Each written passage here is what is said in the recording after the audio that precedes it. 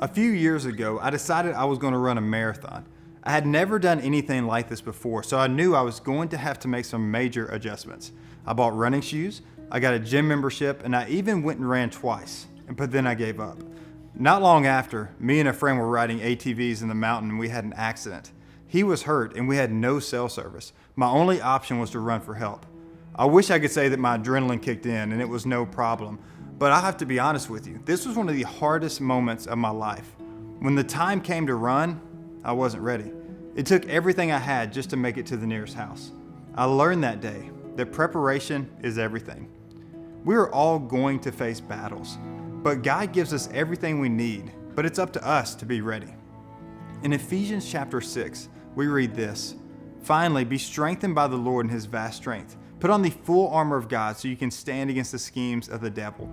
For our struggle is not against flesh and blood, but against the rulers, against the authorities, against the cosmic powers of darkness, against evil spiritual forces in the heavens. For this reason, take up the full armor of God, so that you may be able to resist in the evil day, and having prepared everything to take your stand. Stand therefore, with the truth like a belt around your waist, righteousness like armor on your chest, and your feet sandaled with readiness for the gospel of peace.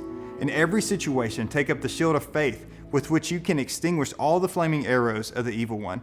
Take the helmet of salvation and the sword of Spirit, which is the word of God. Pray at all times in the Spirit with every prayer and request, and stay alert with all perseverance and intercession for all the saints." If I'm going into a physical battle, I can see the enemy coming, but spiritual battles are sneaky. So for me, it's important that I wake up each day and put on the armor that God has provided. The battle will come, but with God's help, I'll be ready to take my stand.